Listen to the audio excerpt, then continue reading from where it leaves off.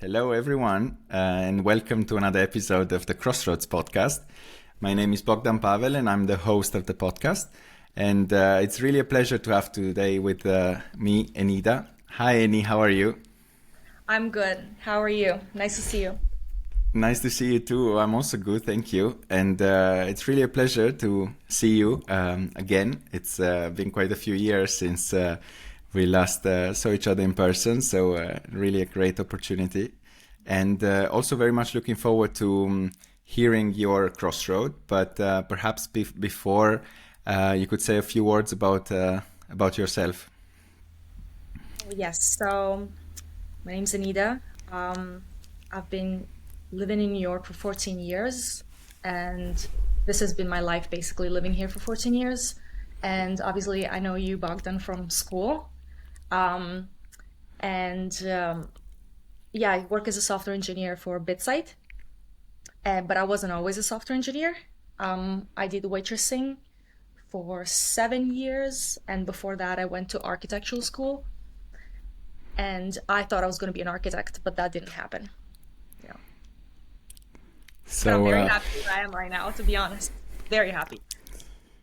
happy to hear, and the I'm really curious to hear about the different developments and phases of your life in New York. And yeah, what crossroads did you choose for our conversation today? Uh, when I was reading the email to talk about a crossroad, like as a important moment in life, the first thing that I really thought about and just came to my mind immediately was definitely the day that I left college and I made that decision to leave college, which is something that I never thought I was going to do because I strongly believe in a traditional educational system. Um, I believe in being in a structure with people that can help you develop yourself and become somebody eventually, right? So I did do architecture. I went to NYIT. I loved what I was doing, but just to give you some background of why I made that choice is that back years ago, this is probably like I want to say like 10 years ago. I was in a situation where I still was with my family fighting for a status to live in the States. And everybody who's been through the same thing in the United States can tell you that it can be a nightmare story. And mine was a nightmare of a story, but maybe for another time, not for this podcast specifically. And my mother, unfortunately, lost her job. She had health issues. She's doing fine now. But at that time, we just didn't have any funds for anybody to go to school. So my family didn't have any money for me to go to school. They didn't have any money for Sarah, my sister, to go to school.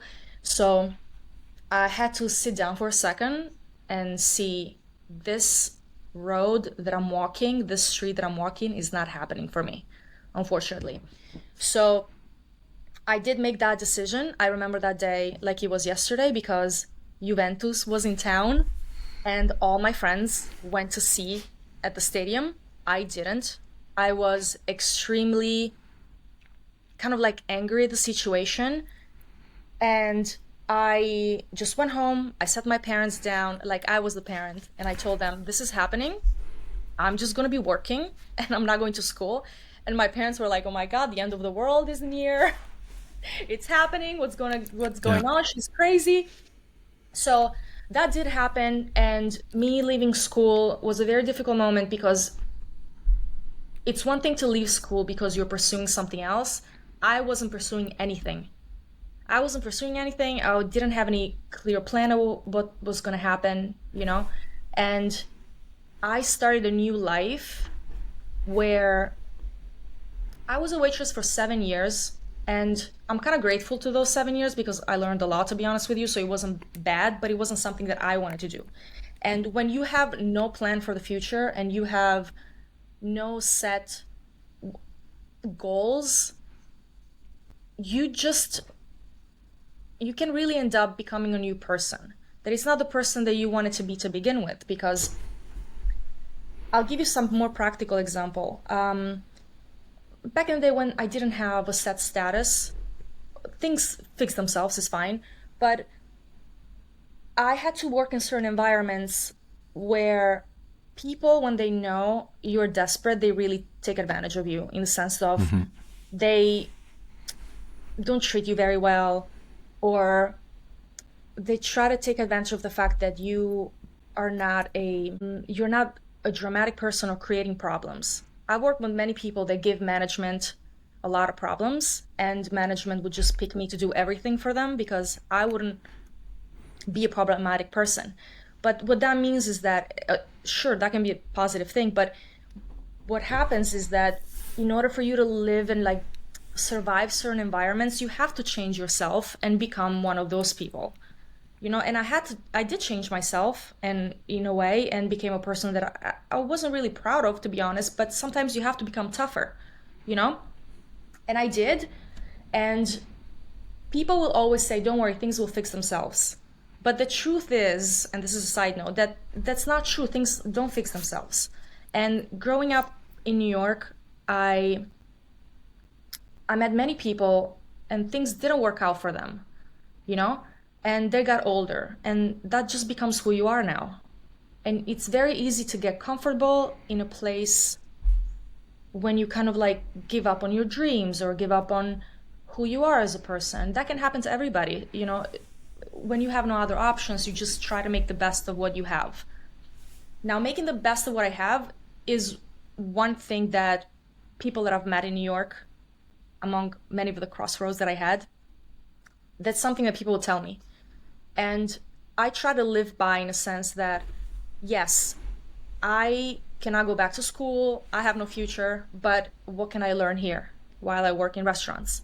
I met many people. I learned how to listen, something that I wasn't very good at.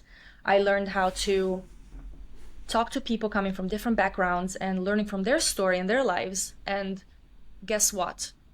I am very lucky, because the stories that you hear of some people is just, you really need to wipe your tears and be like, sure, you maybe have been a victim of life and things might have happened to you, but at the same time, you cannot be in that victim box forever. As I went from school to being a waitress, and I developed new skills being a waitress. I tried to enjoy it. I made the best of it. I went out a lot. I met many people. But then what happened is that my family did get better, fortunately. My mom got better. She did get a job. My sister finished school. So they didn't need me financially that much. My status got fixed as well. So now I'm a person with no problems, but with literally the same mentality of the past 7 years, that I'm a bit of a victim of the situation. And now that I'm not a victim anymore, it's difficult to move mentally from that mentality. And I would have friends that would tell me, if you want to go back to school, it's easy, go back to school. And I'm like, no, it's not easy, because I haven't read a book in years, I just discovered coding just by mistake, to be honest with you. I went to a library and I just wanted to learn how to do some coding to see if I liked it, because it interested me. And I picked up this book called Learn Python the Hard Way. Python is a coding language. And what struck me about it is that every time you're online and you try to learn something, everybody's trying to sell their product like 10 easy steps, few easy steps, 1 hour and you learn everything. And it seems easy, but I'm like, I don't believe in easy. So I picked the difficult book that said how to learn in a difficult way. And I would spend hours on it. And I realized, if I'm spending so many hours without even looking at the clock doing something, maybe it's something that I really like to do and I want to go to school for. So that's what I did. My family was able to help me out in a sense that I had to quit my job, a job that I really liked and I got very comfortable in as a waitress. I had many friends, and that was a scary leap to take, going from good money to no money at all. But I did it, and the only thing that I'm thinking about is I should have done it earlier. That's how much I like it, And I'm in a very good place, to be honest. I'm very good place. I'm very happy. When I look back, I realize that not having the chance back in the day to take a loan from a bank to go to school was the best thing that could happen to me. Because in the States, everybody asks for a loan and everybody's in debt, when they go to school. When I was in college, I was very jealous of my classmates who had, on their second or third year, they had $300,000 in debt. And I was like, I wish I could take money out and pay for it so I don't have to quit school, And now that I look back, I'm so freaking lucky. Because you start with a deficit, basically. And I didn't start with a deficit. When I started my job as a software engineer, my first offer as a beginner was more money than what my sister made as an architect with a 6-year experience. It wasn't like life-changing money, don't get me wrong, but definitely more money. And that's impressive. And I think I just got lucky. But in a way, that luck happened because I did listen to people in my life who gave me very good advice and told me that just to plow through, stop complaining, and just get things done. Which for somebody like me who can be a little dramatic, it was very difficult to do. So that's my story pretty much. Yeah. Thank you so much for sharing. One thought came to mind, and I'm just going to run it by you, and you tell me if you ever thought about it or if it makes sense at all. I was just wondering whether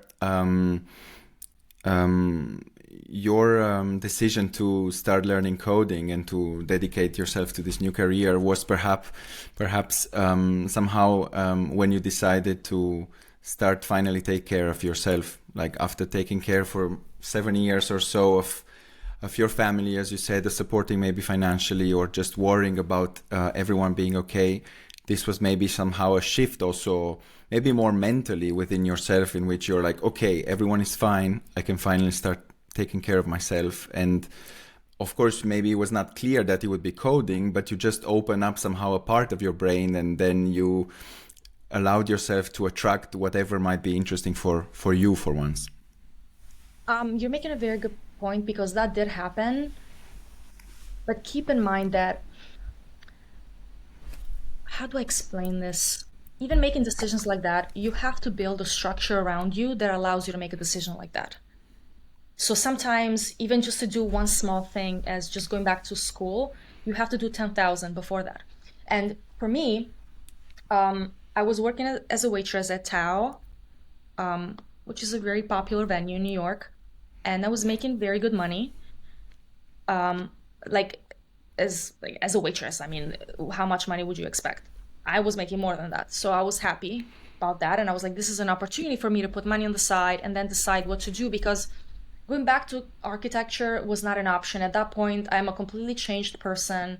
I wouldn't even go back to the area of the city where the college is on the Upper West Side. I was so scared to even walk by and see somebody that I knew. It was kind of like traumatic, So I was like, what do I do now?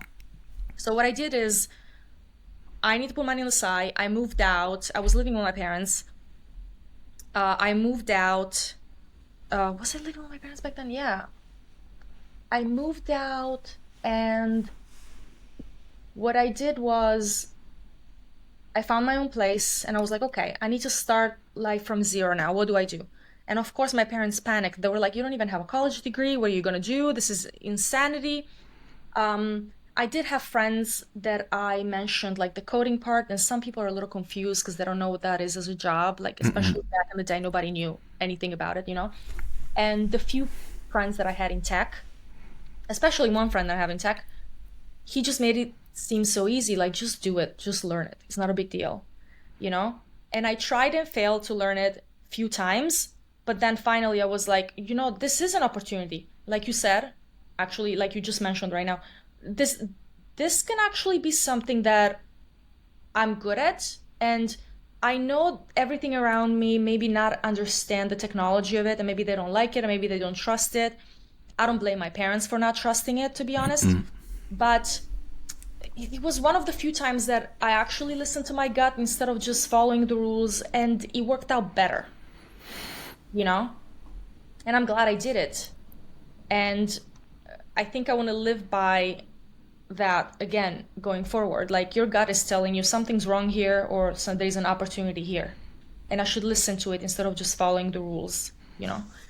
So 100% what you said, yes, that was an opportunity Yeah. to do a lot, and I did.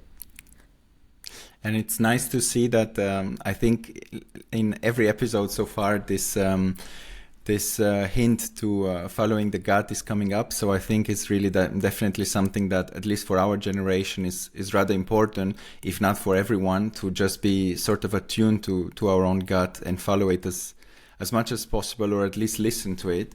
I wanted to ask you, you mentioned before that you are happy now in this moment.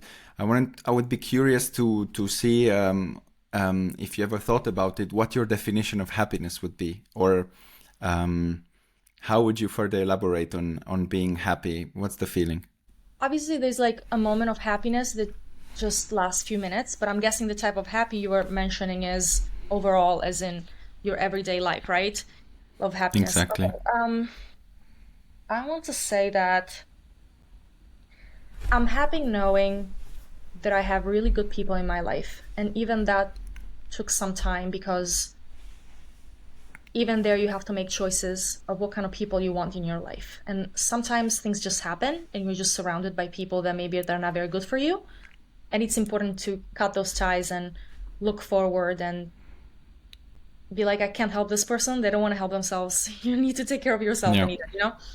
Um, the people in my life, definitely that's a number one thing. And the second thing is being a bit optimistic about the future, in a sense that I don't know what's going to happen tomorrow, but I know that what I'm working on today and the skills that I'm learning today are the things that I want to do. So I want to say definitely the people around you, having a good support system. And if you don't have that support system, I think before anything else, you should, that can be very dangerous. So I think you should absolutely make sure that you have good people around you and a good support system. And that means people who truly want you to be happy. And it might sound really like obvious, but people might want to be with you like in your life, but they can be happy for you. And that's dangerous. They want to be happy. You need somebody who is happy for you and wants you to do better, and your success is not making them feel bad. You know? As small as it is, I'm just like, nothing great happened Yeah. in my life. I'm just a software engineer. And yet, you believe it or not, there are people out there who just, I don't know, they're not happy for me. Be happy for me, you know? Um, that, yes, those are probably the two important things in my opinion. 100%.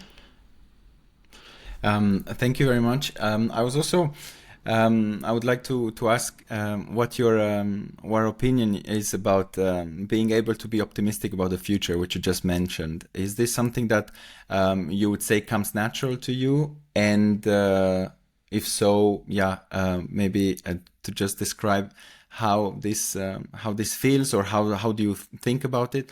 Or also, I wanted to ask, do you think this might be influenced by your surrounding, by perhaps the family you grew up in, because certain, let's say, confidence that was always entrusting into you by your family, or anything else that you think of? My family's, my dad has always been the kind of person who's like you can be in the middle of fire and he's like, oh, things are gonna get better. We're gonna get through this. My dad has that, but I'm not that optimistic, because you have to be a little realistic in life. Not to say that my dad is not, but he's just blindly optimistic. I'm not blindly optimistic, and you've known me for some time. I don't know if you remember back when we were in school, but I've never been an optimistic person. I've always been kind of like, in a way, in a victim box, which I kind of get it. When you're an immigrant and you run away from your country, and sometimes you might experience either like mild racism or discomfort being in a new country, you kind of belong to a victim box. You know what I mean? And I've been in that victim box many times because I have been a victim, but you shouldn't get comfortable in it. And I have gotten comfortable in it. And I didn't know until I actually met other people and learned from the way they manage their difficulties that I need to manage my difficulties and not just cry about myself, you know? So that optimism that you talk about, it's something that I had to learn because it's not something that comes natural to me.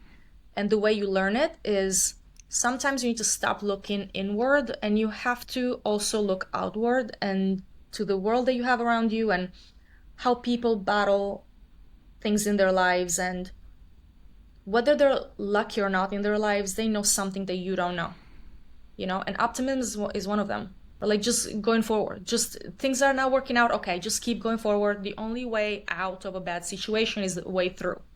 You have to face the problem even if you hate it, and just do it. Like there's no easy way out. If you sit down and think about your feelings, it's worse.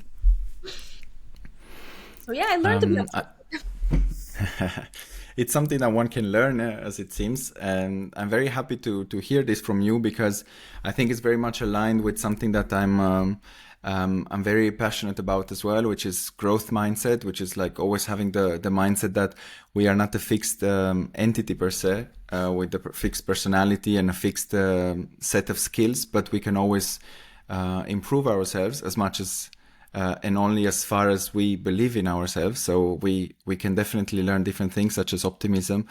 I wanted to perhaps ask, you mentioned already the support system, which is very important, the range of people. How can one ask for help, or is it important to ask for help in this situation, at least according to your example, and how did you do it? Well, yeah, the same way that a bunch of things bad that happened, it wasn't my fault. The good things that happened didn't just happen because I just pulled myself out of it. Um, Asking for help, yes.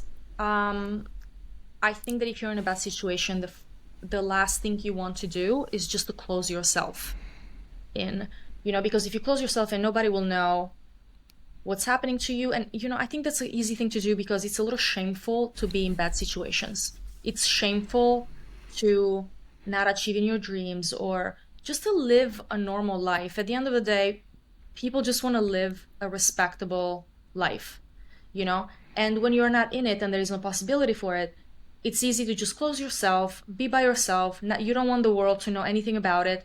But you will be surprised how much people don't care about your shame, and nobody, like only you care about it. Nobody else notices that something's wrong or something is shameful. It's just shameful to you. And sure, there might be people out there that might not root for you to be happy, but maybe they're going through their own stuff. And you are setting an example for people just by coming out and just talking about your issues with anybody. Honestly, I did that a lot. But like New York City is the kind of place where you can go to a bar, sit down, talk to a stranger, and that stranger will tell you something that you don't know. But you have to be open, and you have to, even if it's uncomfortable and you don't like it, it's better to just say something really messed up and bad and fail than not to do it at all, you know? So, yeah, you should put yourself out there, even if it's something that you feel shame about, really. And would you say this is something that you had to learn the hard way? Let's say thanks to the lessons that New York gave you, as you mentioned before, or is this something that also you had in you, let's say, as your personality? And if you learned it, which could be a way to improve this and to learn it? I think that I'm a pretty, I think I'm a social person. Maybe a little shy at first, but yeah, I want to say that it didn't come from me. It was something that New York taught me. And I'm Okay. an observer. I look at what other people do a lot.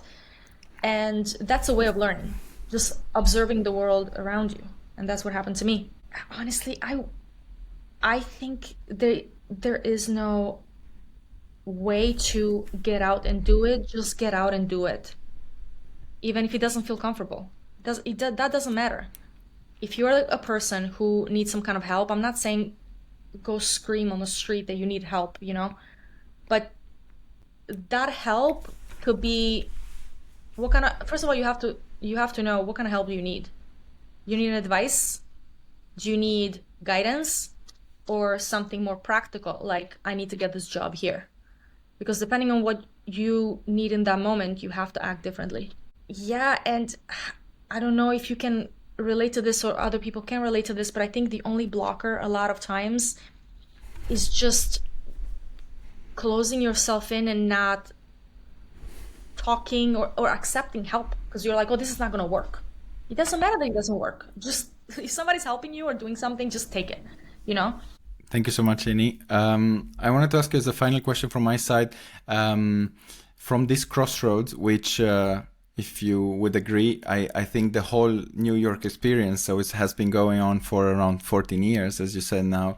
Out of this crossroad experience or experiences, what was the biggest change that you're proud of, would you say? The biggest change that I'm proud of, Can be just as much as something in your mentality, the way you look at things. I feel like, and even friends that have known me for a long time, even like from my childhood, and they came to New York, they told me that I have changed. The thing is that I don't experience myself the way somebody that looks at me experience, you know, so it's difficult for me to say, but I want to say, and I really like this, the major thing is probably that I am no longer a complainer, because I've always been a complainer. I can't let go. I get upset and just hold onto that anger like it's meaningful. It's not meaningful. It doesn't do anything good. It doesn't make you a better person. It doesn't make you smarter. So just every time that happens, when I feel in a certain way, I need to really let things go and not cry too much or complain too much, but be mature about it and move on, basically. Would you say that this somehow was also encouraged or favored by the fact that you were at a certain moment in time, you found yourself in an environment in which, as you mentioned before, most of the people or many of the people around you had a very hard situation. Therefore, you didn't feel alone anymore in this. Whereas before, maybe you perceived yourself as a victim or I can tell you one thing, that regardless of what your life is like, every day you have to make certain conscious decisions. You know what I mean? Like the person you are, like nobody is in any way, you have to build yourself and the person that you are every day of your life, right? Yeah. And this might sound really silly, but these things of like letting go and it has no meaning, I learned it from a line in a movie, believe it or not. No, not a movie, a TV show. Have you ever seen 6 Feet Under? I don't think so. Every episode somebody dies, because he talks about a family that Okay, owns yeah. a funeral home. So there's one episode where like a ghost basically of a dead person shows up to one of the characters and tell them, you had a bad experience, something really bad happened to you, you were assaulted, and every day you hold this pain and you keep it and it becomes part of you like it means something. It doesn't mean shit. Okay, let it go. You're alive, you're well, let it go. There's no point of like keeping in and this is your new you, somebody who got hurt. You know what I mean? And I was like, you know, at first when you hear it, you're like, it doesn't mean anything. But then when you put things into practice, which can be very difficult, it's just an exercise. You put into practice once, then you put in practice again, and then this is how you learn it, you know? Did you learn for yourself a certain mantra that you tell yourself to let it go, or? That's one of them, I'm telling you. That TV show, that's one of the things that I have to repeat myself sometimes, like just let it go, you're fine. Like Yeah. move forward, don't look at like the pain and don't get comfortable in the pain. That's one of them. Another one is I randomly met this guy, I think from Denmark, and his name was Roar, and he was in New York for only a few days. And I remember him telling me, listen, I'm sorry that like you've gone through a lot, but you have to make the best of what you have. You have to sit down and say, what do you have that is good in your life right now? This was back in my waitressing years. I was like, okay, I have this that is good. I make a decent living. I have friends and family members. They are Americans and work office jobs and make less money than me. This might count as something, right? I'm not doing too bad. And I can learn how to talk to people. I can learn how to be a good salesperson. I mean, I don't know if I need to be a salesperson, but it's a skill, I guess. Better to have more skills than no skills. And that's another thing that I repeat myself, like, make the best of what you have. And another one, probably this came from another friend of mine, is the one that I repeated to you before, which is the only way out is the way through. Just get through with it. And I had to remind myself of that. I tell myself that so many times. Like, stop complaining that things are not going well. Just get through it. Don't think about all the drama. Don't get lost in the drama. Just keep going. So that was one of it. Thank you.